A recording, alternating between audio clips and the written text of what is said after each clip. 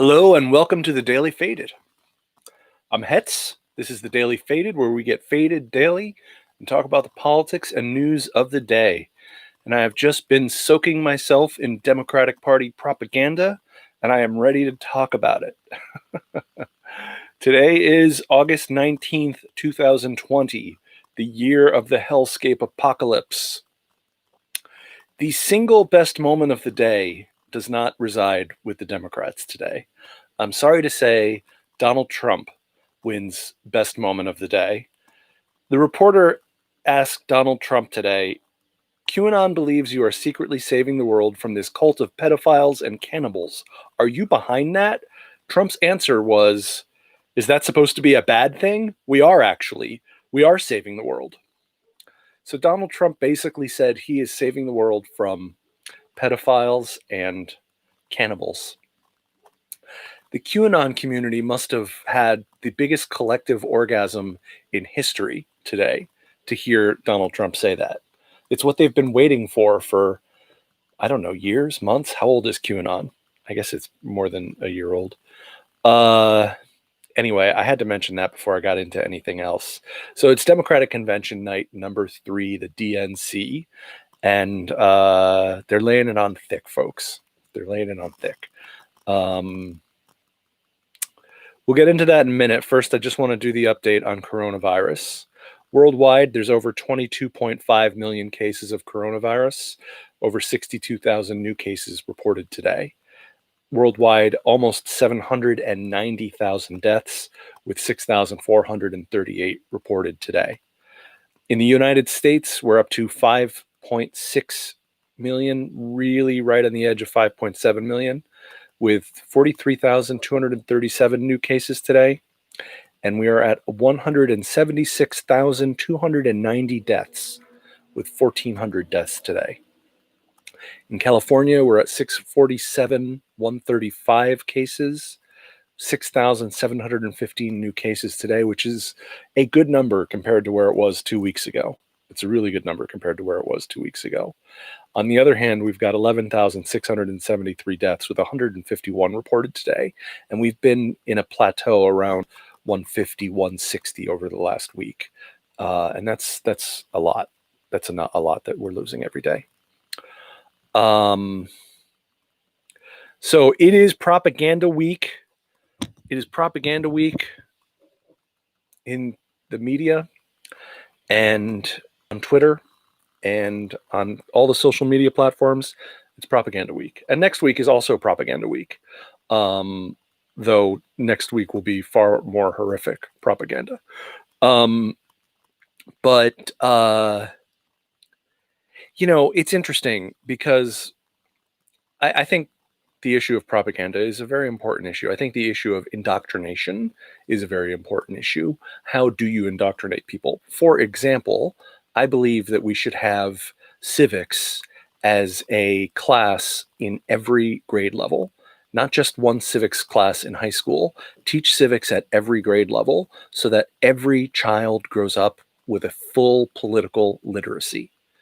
I believe that so firmly, and I think you have to indoctrinate in people the value that they have to vote and that they have to be politically active, that they have to protest when they believe in something, that they have to, very carefully analyze things for themselves. And that would go hand in hand with actually teaching logic and reason to kids, which we don't do. Analytical thinking, critical thinking.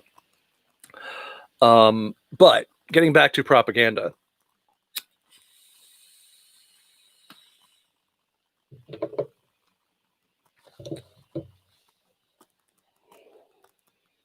In America, there's a lot of different propaganda in America. But let's just categorize 3 broad swaths of propaganda. There's conservative propaganda, there's liberal propaganda, and there's progressive propaganda. Okay? Now, obviously, there's a whole shit ton of other forms of propaganda, but I'm just going to talk about those 3 right now. Conservative propaganda is batshit crazy. It makes absolutely no sense. They don't understand how the economy works. they have been proven wrong. Trickle-down economics has been proven not to work. It does not work. And we know this empirically.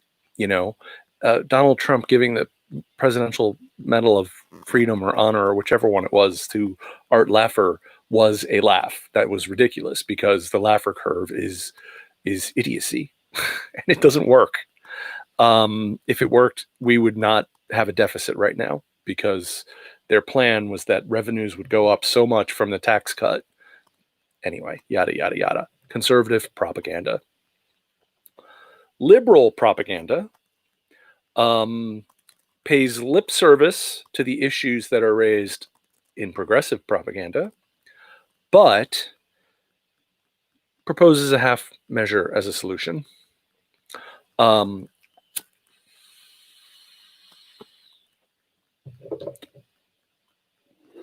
thing about half measures is that they're half measures, so they don't get the job done. And all the people who argue for incrementalism refuse to acknowledge that the 19th Amendment was done in one fell swoop. It took a long time to make it happen, but it was radical change. The New Deal was radical change. The Voting Rights Act, the Civil Rights Act, the War on Poverty, radical change. So abolition of slavery was radical change. So I find liberal propaganda to fall short of the mark. I was reading today Sarah Gideon's webpage. She's running against Susan Collins. She's 5 points ahead in the polls, running against Susan Collins in Maine. And of course, I want her to win because I want Susan Collins to be out of the Senate. And I will tip my hat to her that she doesn't take corporate PAC money, which is almost essential. I'm not going to support a politician who takes corporate PAC money. Now we live in a world where there are so many who don't take it that you can only support politicians who don't take corporate PAC money. Anyway, my point is there's conservative propaganda, there's liberal propaganda, and then there's progressive propaganda. But progressive, I mean, some of it's just bad, but progressives talk about solutions and they talk about empirical data. So that's why I don't mind progressive propaganda, because it's propaganda, it's pushing a political agenda. But if you're talking about the truth, and it is true that, we have the worst healthcare in the industrialized world, it is true that we pay twice the average of what other countries pay for healthcare. It's true that we have less good health outcomes. And it's true that hundreds of thousands of Americans go bankrupt every year from medical bills. And it's true that we have a pandemic and everyone should be able to see a doctor. See, these things, the argument for Medicare for all makes itself. It makes itself if you consider the facts, if you consider the data. The same with ending the wars, the same with legalizing cannabis, the same with so many issues where the progressives are pushing for something based on reason. Last night in the healthcare segment, they've done this twice now. In the healthcare segment, they talked about expanding Obamacare. They did not mention the public option. They didn't mention it at all. So that's supposedly Joe Biden's position is a public option. We heard it leaked last week that Biden is not going to push for the public option. He's going to push for fixes to Obamacare before trying to expend the political capital on a second healthcare bill. That approach makes no fucking sense. So we've gone from we want Medicare for all to, okay, you'll give us a public option, to we're not even going to give you the public option. So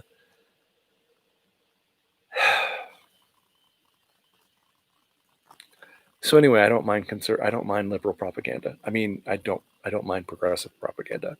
I don't mind socialist propaganda. I don't mind anarchist or Marxist propaganda. I like it all quite well. Thank you.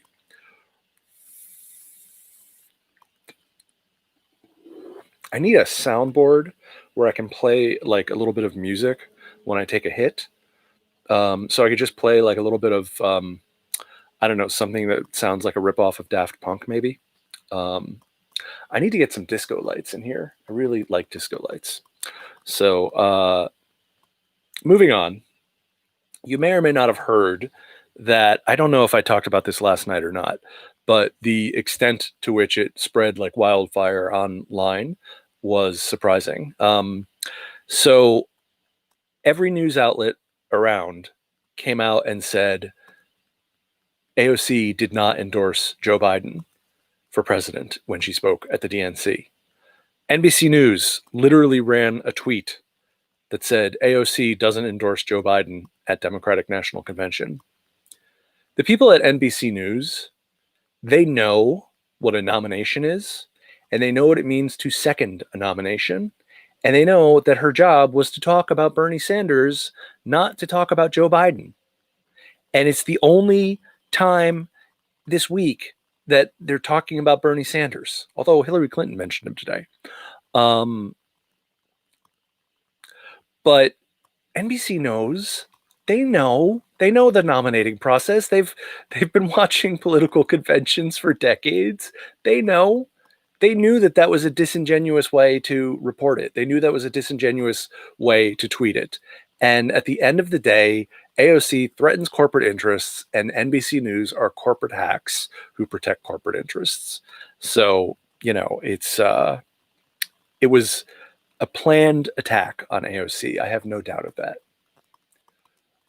Yeah, how about that? That's okay. I don't mind.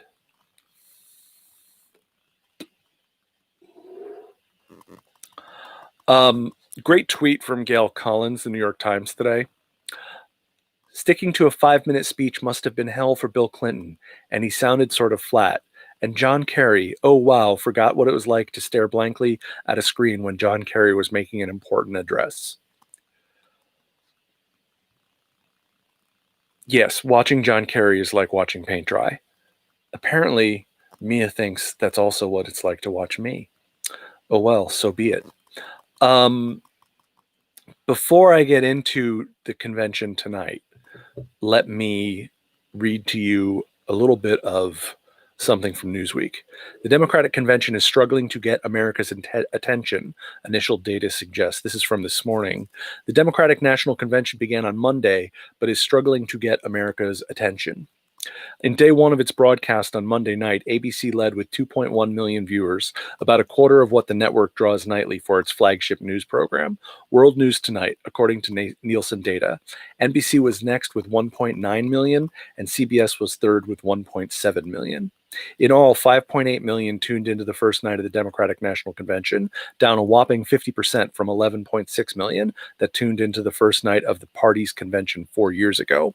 While insiders and some media outlets are spinning the numbers as a victory, considering the event lacks a live audience, falling balloons, dramatic reactions, and everything else that makes a political convention worth watching, such analysis ignores the fact that the extreme partisanship in the nation did not boost interest in the convention that will nominate Joe Biden and Kamala Harris for president and vice president, respectively. When cable TV is added to broadcast, 18.7 million tuned into Monday's opening night, down 28% from 4 years ago, further suggesting that the virtual convention viewership isn't living up to the hype of the event. Late Monday, though, Biden National Press Secretary T.J. Ducklow tweeted that 10.2 million people watched at least some of Monday's event via digital streaming. We are producing a digital convention and people are watching, he wrote.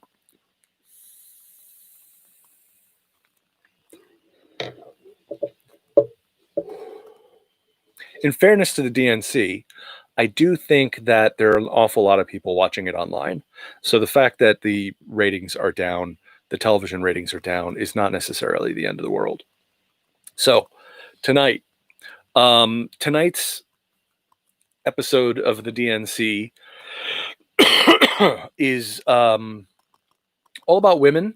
A compelling lineup of powerful Democratic women speakers. And Kerry Washington hosting the night.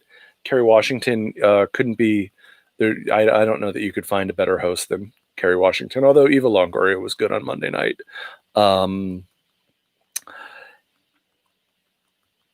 Yeah, Kerry Washington is compelling and intelligent, empathetic. She's great. And I've met her, and she's a really nice person in real life.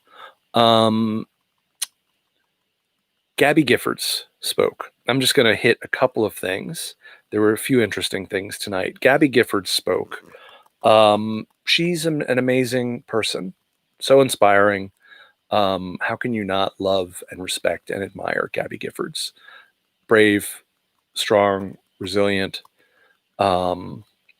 She talked about hope, that despite tragedy, she found hope. I found it very moving. Quote, words once came easily. Today I struggle to speak, but I have not lost my voice. America needs all of us to speak out, even when you have to fight to find the words.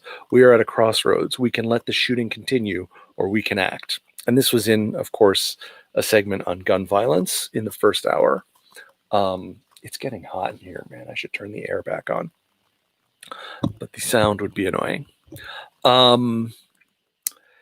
Yeah, and that was good, you know, and it was a powerful segment. I actually think tonight was the best night so far, by quite a bit.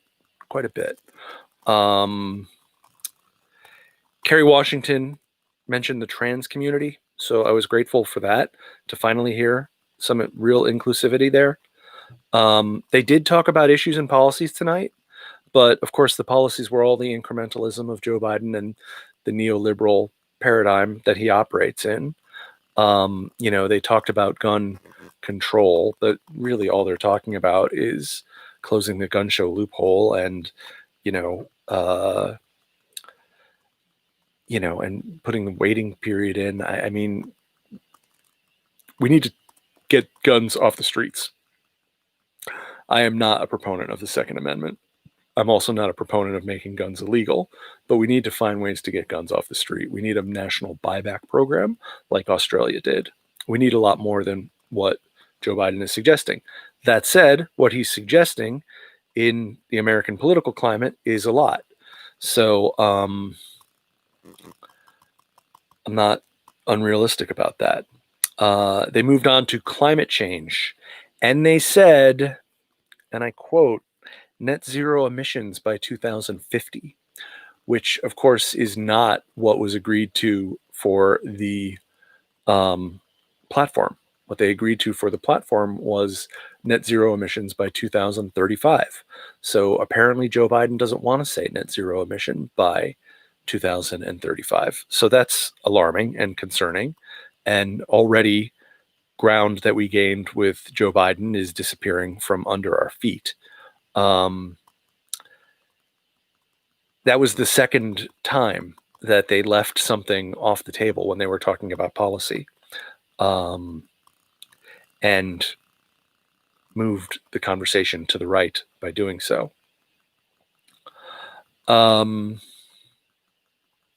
It's interesting, stitching all of the evening together is oh man, stitching all of the evening together is the common reference point of Donald Trump, and it's Jimmy Dore always talks about how Donald Trump appeals to people's lizard brain and it makes them crazy. And it's true. And I know because it happens to me, because I find the man so loathsome, and everything he does and everything he stands for is so disgusting that it's easy when people start trashing Trump. It's easy to get carried away with it. And I just don't think that's necessarily a good way to be, because it inhibits your analytical skills, so it might be easy to overlook the fact that they refused to say net zero emissions by 2035 because they were trashing Trump, and you like to trash Trump.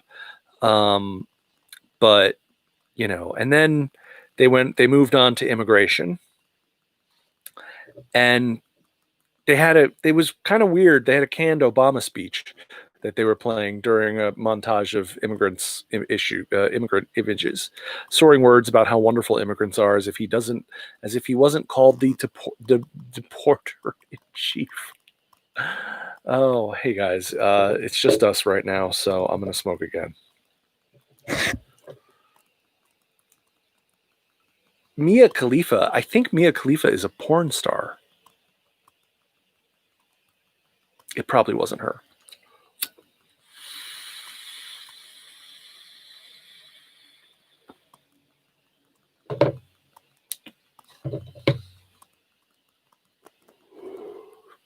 So we have this canned speech of Obama's about immigration.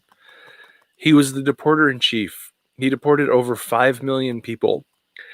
There was a crisis of unaccompanied minors coming across the border, and Hillary Clinton went to the border and stood there and said, "You have to go home. We have to teach them a lesson and send these unaccompanied minors home to whatever violence or poverty they were fleeing." Yes, Barack Obama signed DACA. But yes, Barack Obama also built the cages that Donald Trump would use to separate families. Those are facts. Those are facts. So I would like to be spared that from Barack Obama. I'm really stoned tonight. I don't know when that happened. Probably sometime after I smoked the weed.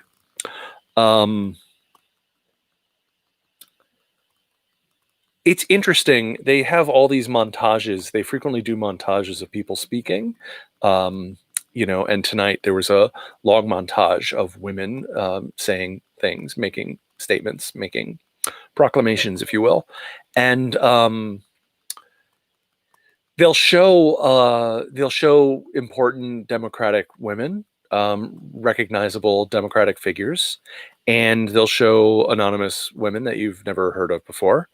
But what I find fascinating is that they never show any of the progressive Democratic women. They don't show them.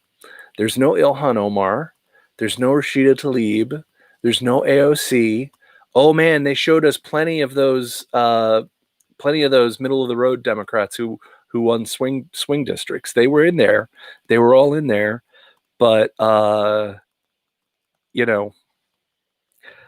I just find it interesting that the complete representation of progressivism at this DNC is contained in the appearances of Bernie Sanders, AOC, and Elizabeth Warren tonight.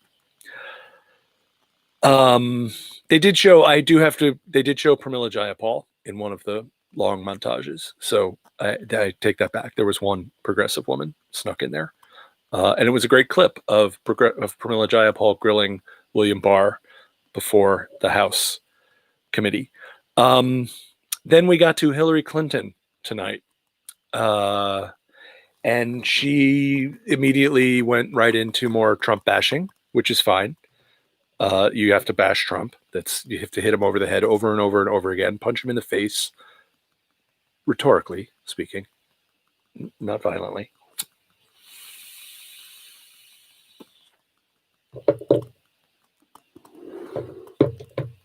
I wish Donald Trump knew how to be a president because America needs a president right now, Hillary Clinton said. And all I could think was, perhaps, Hillary, we need to remove systems of state-sanctioned violence and oppression and abolishing the presidency so one person doesn't ever have that much power again seems like the right idea to me. So nice try, but you missed, Hillary. And then she did some voter shaming, which she's really, really fond of. Look, I shouldn't comment on Hillary Clinton because I don't have much nice to say. So I found her despicable. And then we went into Pelosi worship, and it was all about Nancy Pelosi and all about how powerful she is and how amazing she is and what a trailblazer she is. And she is a trailblazer, first woman Speaker of the House. That is a big deal. Absolutely, hats off to that. But and then Nancy Pelosi came out and talked about power, and it was like, power. And yes, I would be offended by a man ghoulishly reveling in his political power. I find that offensive. Fuck, I was offended when George W. Bush said, I have political capital and I intend to use it. I found that offensive. So yes, I don't like it when people talk about their political power. I prefer to talk about the power of the people, the power of movements. Elizabeth Warren spoke from a Springfield school. She said Joe Biden has some really good plans. And she talked about the economic system being rigged, but she's shilling for the guy whose campaign is completely financed by the people who rig the economy. So, God, I want nothing but the best for Elizabeth Warren. I want her to do well and be important and get things done. But she could have chosen her wording a little bit better, I think. Just from a standpoint of her validity as an economic populist. As an economic populist, put aside the progressive. Is she progressive? Isn't she progressive? How progressive is she? Put that aside for a second. She's clearly an economic populist. And Joe Biden symbolizes an economic populist.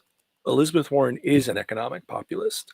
Joe Biden's plans pay lip service to economic populism. Elizabeth Warren's plans actually redistributed wealth and tended to the needs of the population's economy.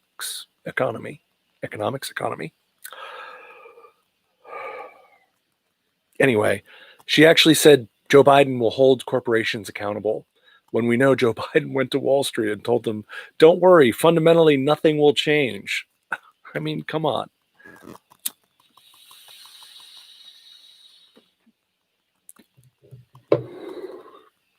I'm not going to talk about Kamala Harris because I wasn't able to watch her whole speech, although it was good, what I saw of it. But I am going to talk about Barack Obama, who spoke from Philadelphia. And I think probably, for my money, I think Obama is the best speech so far in the convention. He was speaking from Philadelphia, standing in front of a giant constitution and talking about the presidency as a steward of democracy, that the job of the presidency is to cradle the democracy and to make it flourish. And, he's Obama. He's a superstar. He's super presidential. He's eloquent. He can speak platitudes and deliver them effectively. He called Joe Biden his brother. I think Barack Obama is Joe Biden's secret weapon, or Joe Biden is Barack Obama's secret weapon for how Barack Obama is going to be running the country again. I don't know. We'll see. But I think in the simplest terms, it's hard to look at the chaos and destruction of the Trump administration and think that they're better technocrats than the Obama administration. There are a lot of people in the Obama administration who I did not like, especially the foreign policy people. But there's no denying that from the standpoint of technocracy, of being a technocrat, of actually knowing how to run the country, Obama was quite capable. He was quite capable. So when you see Obama talking and saying it's time to elect Joe Biden, he's very convincing. He's very convincing. And Obama didn't talk about policy, but his speech was not substance free. He was talking about the foundations of democracy. He said, do not let them take away your power. Don't let them take away your democracy. Do what Americans have done for over 2 centuries when faced with even tougher times than this. And it's a great pep talk, especially in a time when we're all worried about what Donald Trump is going to do to democracy. It was good to hear that from him.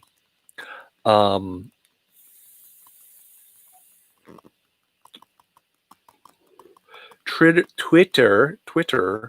blew up for Barack Obama. Twitter went crazy, and all the blue check marks were tweeting their undying affection for Barack Obama.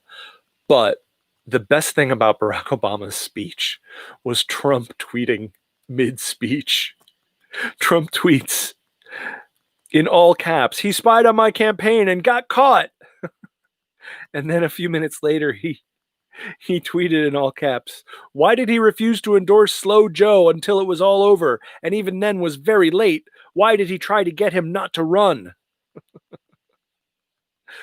Oh, God. Oh, God. Seeing Trump in desperation trying to steal the spotlight back is makes me happy, just the schadenfreude of it.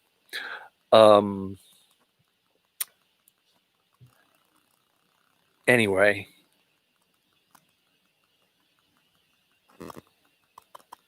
thank you for watching Daily Faded. Make sure you hit subscribe and like and hit the notify button. And peace out. I will see you tomorrow night at 8 o'clock Pacific. Thanks a lot.